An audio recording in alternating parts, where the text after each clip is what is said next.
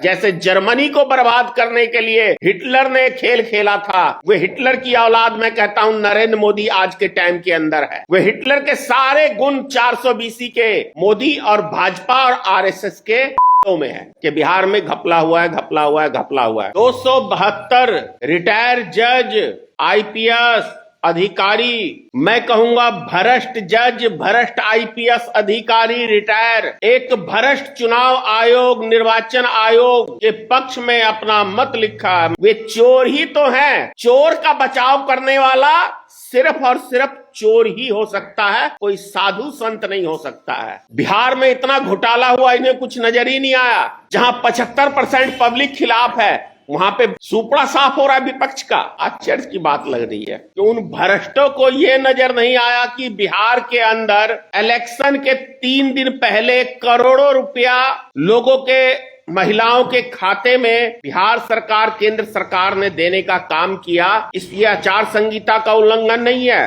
Voting परसों है तो आज तक बैंकों में लोगों के, महिलाओं के खाते में पैसे आते रहे। इसके ऊपर किसी भ्रष्ट अधिकारी ने एक शब्द नहीं कहा है, किसी भ्रष्ट आईपीएस ने एक शब्द नहीं कहा है। जो भी देश के अंदर चल रहा है, वे देश को बर्बादी की ओर ले जाने वाले पूरा एक सिस्टम तैयार हो रहा है। उससे राष्ट्र का निर्माण नहीं होगा। भारत को बर्बाद करने के लिए ये सब खेल खेला जा रहा है। लेकिन एक भ्रष्ट निर्वाचन आयोग, जिसे बोलने तक का तरीका नहीं मालूम है।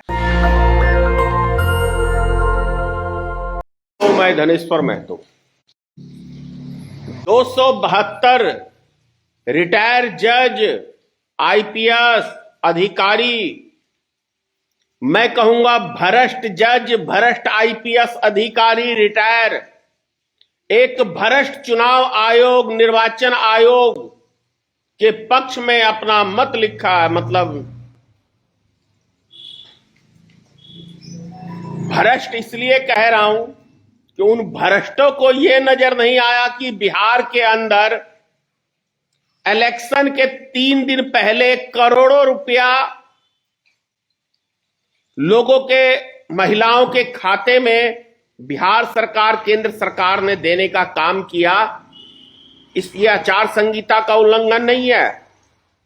चुनाव के दरमियान, चुनाव के 4 दिन पहले, मतलब चुनाव, वोटिंग परसों है तो आज तक बैंकों में लोगों के, महिलाओं के खाते में पैसे आते रहे।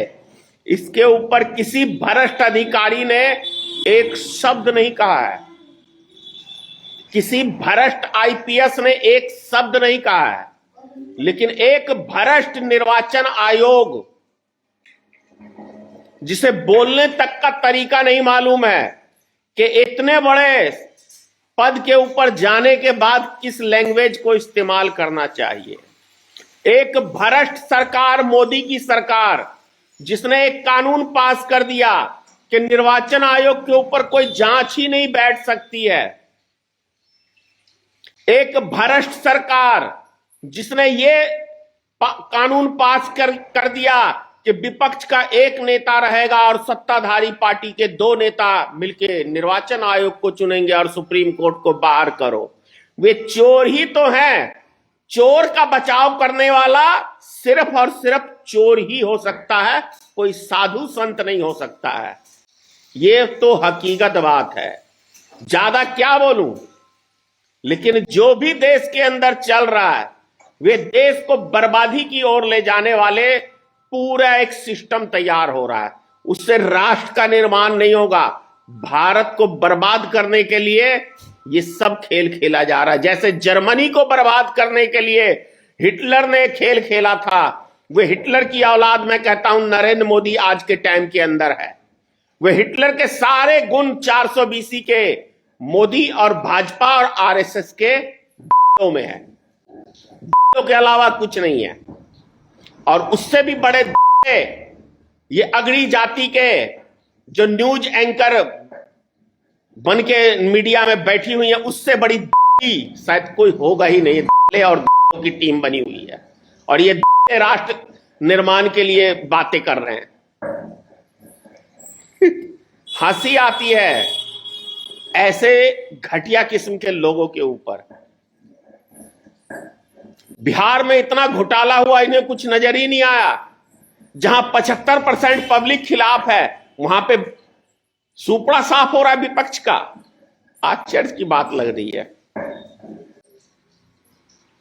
जरा एक बार एग्जिट पोल करा के तो देख लो।